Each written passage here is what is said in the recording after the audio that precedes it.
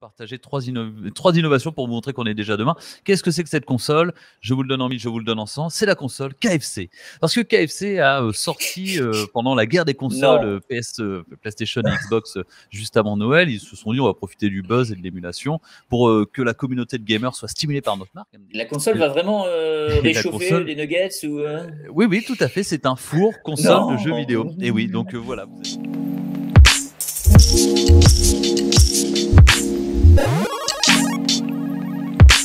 On est déjà demain.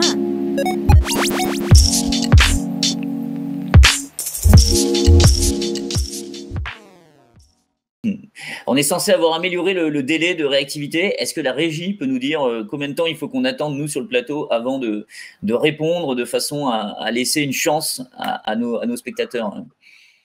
Waouh, on est à 5 secondes. Donc, Mathias, tu respectes, hein? Ouais, carrément.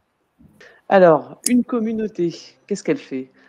Elle pilote la stratégie d'innovation. Est-ce qu'elle paye les premiers développements? Est-ce qu'elle fait la queue devant les Apple Store? Ou est-ce qu'elle oriente mais ne dirige pas l'innovation? On voit qu'on a des bons joueurs. Bon, parfois, la communauté fait quand même la queue devant les Apple Store. Oui, ça peut lui arriver, effectivement. Bonjour à toutes, bonjour à tous et bonjour à nos invités, François et Lionel. Salut, et oui, nous avons le plaisir d'accueillir comme invité aujourd'hui Lionel Bazet. Alors Lionel est businessman, il est innovateur pour le semencier Pionnier. Il est sur le terrain du matin au soir, il fait bouger et innover le monde agricole avec passion.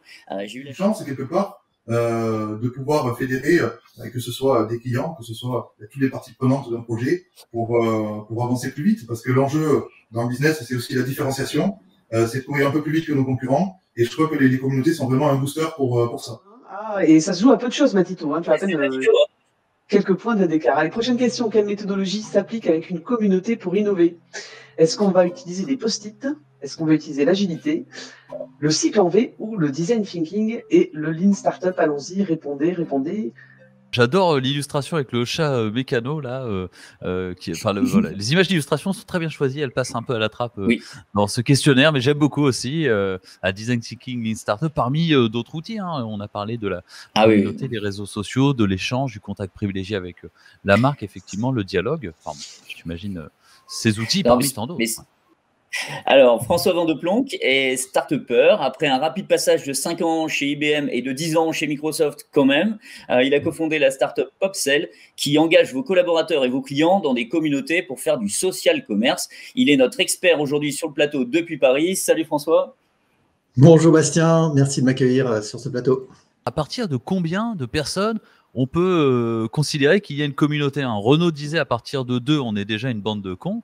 Alors, à partir de combien de personnes on constitue une communauté? Elles peuvent commencer à quelques centaines de membres. Ce qui est important, c'est de distinguer le nombre de membres et le nombre de membres actifs, évidemment. C'est ça le plus important, qui revient tous les jours sur la plateforme et qui contribue, qui met du contenu, qui met des commentaires, qui fait vivre en fait cette communauté. Évidemment, il y a le minimum, c'est quand même quelques dizaines de contributeurs. Matito, je connais ton secret, toi, pour fidéliser ta communauté, c'est le café et la bière, quoi. Ah oui, alors le café, oui, surtout, puis la bière, oui, bah alors ça dépend en fait de l'heure de la journée. Vous connaissez l'homme le plus riche du monde, Jeff Bezos? Eh bien, il y a eu un petit temps, slide suivante, il s'est fait dépasser par le nouvel homme le plus riche du monde, s'appelle Elon Musk, donc il lui a un petit peu damé le pion, puis qui s'est fait repasser devant par Jeff Bezos, qui a décidé de quitter Amazon. Bon bref, un vrai bordel, c'est Dallas chez les milliardaires. Regardez l'émission d'avant sur le no-code et celle encore d'avant sur le Lean Startup pour parfaire votre culture de l'innovation, bien évidemment. Ouais. On est déjà demain.